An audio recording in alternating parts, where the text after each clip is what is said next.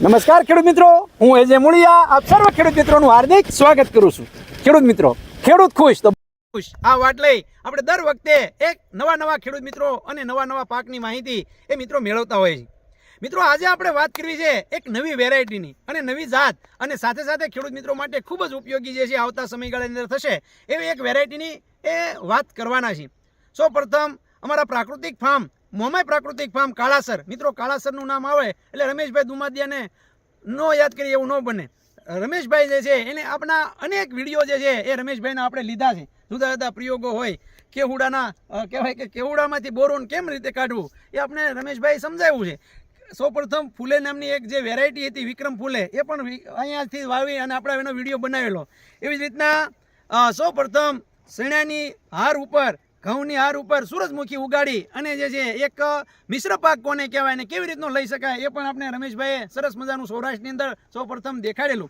ત્યારે રમેશભાઈ પાસેથી આજે એક જાણવાનો પ્રયત્ન કરીએ કારણ આજે એને એક નવી જ વેરાયટી વાવી છે અને આ વેરાયટી જે છે એ કેવી લાગી, એ વેરાયટીના શું ફાયદાઓ છે અને સાથે આ વેરાયટીની અંદર એમણે જે આપણા દ્વારા જે ભલામણ કરવામાં આવેલી પ્રોડક્ટ વરદાન એનો આમાં ઉપયોગ કર્યો છે, તો એનાથી હું ફાયદો થયો છે એમની પાસેથી જાણવાનો પ્રયત્ન કરીએ। સૌપ્રથમ ભાઈનો પરિચય લઈને ત્યારબાદ આપણે આગળ વધીએ। આપનો પરિચય? નમસ્તે, મારું નામ દુમાદિયા રમેશભાઈ વેલજીભાઈ, ગામ કાળાસર, તાલુકો જસદણ, જિલ્લો રાજકોટ, મોમાઈ પ્રાકૃતિક ફાર્મ। મોબાઈલ નંબર તમારો? 76 985 77 161। હવે રમેશભાઈ, આ વર્ષે તમે કેટલા વીઘામાં શેણાનું વાવેતર કર્યું છે અને એમાં જે ખાસ કરીને જે આ વેરાયટી જે છે એ તમે કઈ પસંદ કરી છે અને આ વેરાયટીની ખાસિયત શું છે, એ બીજી વેરાયટીઓ કરતાં કેમ અલગ પડે છે, એ અમારા ખેડૂત મિત્રોને વાત કરો। મેં 6 વીઘાનું વાવેતર કરેલું છે। જે આ વેરાયટી છે એ ફૂલે 7 નંબરની વેરાયટી છે અને જે અન્ય વેરાયટી છે એના કરતાં ઉત્પાદનની દ્રષ્ટિએ અને લીલો સુકારો ઓછો આવે છે। બરોબર છે મિત્રો, આ વેરાયટીની અંદર જે છે સુકારાનું પ્રમાણ એકદમ ઓછું રહે છે। કેટલી વીઘા દીઠ કેટલું બિયારણ નાખ્યું છે, એની બે હાર વચ્ચેનું અંતર શું રાખ્યું છે? 1 વીઘા 16 ગુઠામાં 10 કિલો બિયારણ નાખેલું છે અને આમ કહેવાય 20ની જાળીએ વાવેતર કરેલું છે। 20ની જાળીએ વાવેતર કરેલું છે। મિત્રો આની અંદર આપણે જોઈ રહ્યા છીએ કે જે 20ની જાળી છે આખા દાવડા જે છે પડી ગયેલા છે અને સાથે એ એકદમ જે છે એ ખૂબ મોટી પ્રમાણની અંદર એકદમ મિત્રો થડથી છેક ટોચ સુધી જે છે એ થાલ જે છે એ મિત્રો આપણે આમાં જોવા મળી રહ્યા છે। આ વેરાયટી જે છે એ 3 અને 5 થી કેવી રીતની અલગ પડે છે એવું લાગે છે? એક તો સુકારો જે છે ઓછો લાગ્યો છે, સાથે જે છે એ એની અંદર શું ફેરફાર દેખાય છે? જે આપણે 3 નંબરની વેરાયટી છે એ થોડીક આડી ફાટતી હતી અને હા ઉભડીની અને વસાળીની વેરાયટી છે, એટલે અર્ધવેલની વેરાયટી ટૂંકમાં આપણે કહી શકીએ। બરોબર। અને જે દાણાની સાઈઝ ની વાત કરવામાં આવે તો દાણાની સાઈઝ જે છે એ કેવી રીતની છે?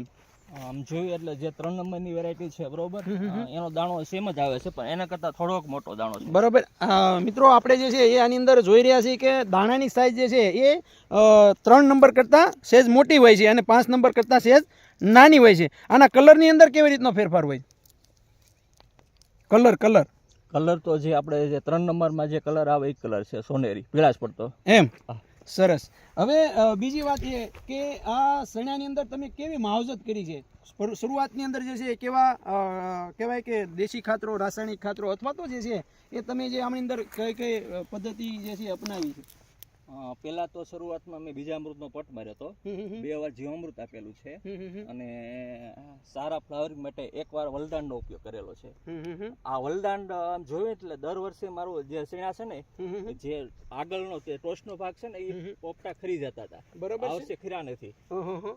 વરદાનનું પ્રમાણ કેવી રીતનું રાખ્યું હતું? માપ જે છે શું રાખ્યું હતું? કેવી રીતનું? લગભગ 25-30 ગ્રામ નાખ્યું, 25 થી 30 ml નાખીને છંટકાવ કર્યો છે। વરદાન ક્યાંથી લાવેલા તમે? રૂપાલી એગ્રો જસદણ, ત્યાંથી જે છે વરદાન લાવેલા। વરદાનનું જે છે ત્યાંથી ભલામણ કરવામાં આવેલી કે તમને જે છે એનો ખ્યાલ જ હતો? ના ખ્યાલ હતો અને અવારનવાર તમારા વિડીયો જોતો હતો। તો વરદાન વાપરવાથી જે રિઝલ્ટ આપણે જે ખેડૂતોને કહીએ છીએ એનું રિઝલ્ટ મળ્યું કહેવાય ખરું? હા મળ્યું કહેવાય, નકર જે આ છેલ્લું પાણ છે એની જગ્યાએ એમ કહેવાય ને એટલે વધારે હુકારો અને એકદમ જે ઉપલો ફાર છે એ ખરી જતો હોય, મારે પૂરો લાગી ગયો એમ। તો એનું રિઝલ્ટ મળ્યું કહેવાય ખરું? જે હાલના સમયગાળામાં જે ખેડૂત મિત્રોને શેણાનું વાવેતર કરેલું છે તો એ ખેડૂત મિત્રો વરદાંતનો ઉપયોગ કરીએ કે ખરા? ના ના કરાય, ચોક્કસ કરાય. એમ ખેડૂત મિત્રો, આની અંદર વરદાંતનો ઉપયોગ જે છે કરવામાં આવેલો જો કે વેરાયટી દમવાળી છે, સાથે સાથે જે છે એ કહેવાય કે ફાલ પણ જે છે એ 16 થી ટોસ સુધી જે છે એ લાગેલો છે. આપણી સાથે રૂપાલી એગ્રોના ઘનશ્યામભાઈ ઢોલરિયા પણ છે. ઘનશ્યામભાઈ, આપ જે છે આ વેરાયટી વિશે શું કહેવા માંગો છો, અને આમાં જે છે છંટકાવ કરવામાં આવેલી વરદાંત વિશેની આપ જે છે એ હું માહિતી તમે દેશો? હવે એમાં એવું છે, વેરાયટી તો છે ને 7 નંબર, એટલે આ હું પોતે અને આ મારા ખેડૂત બે નવી વેરાયટીના શોખીન છીએ. તો એને 7 નંબર વાવ્યું એટલે પરફોર્મન્સ તમે જોવો ને તો કાંઈ ઘટે નહીં એવું છે. એટલે 3 નંબર કરતા દાણો મોટો, અને એમાં એમને જ્યારે ફ્લાવરિંગની શરૂઆત હતી ને, ફૂલડા લાગતા હતા ને, ત્યારે એ મારી પાસે આવ્યા. બરોબર. એમને મેં વરદાંત આપેલું.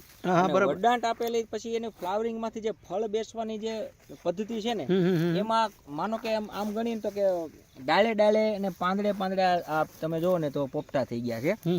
તો એટલે વરદાન થી એવું કહી શકાય છે, જેટલા ફૂલ હતા ને બધાય ફળમાં પરિવર્તન. જે આપણે જે વાત કરીએ છીએ કે ઝડપથી ફૂલમાંથી ફળમાં કન્વર્ટ કરે છે, તો એ વાત હાંસી. ના ના, અને આ પણ દેખાય જ છે ને સાહેબ. અને એમાં ખેડૂતની મહેનતને ધન્યવાદ આપવો પડે એવું છે કે ટાઈમે ટ્રીટમેન્ટ થયેલી છે ટૂંકમાં. બરોબર છે.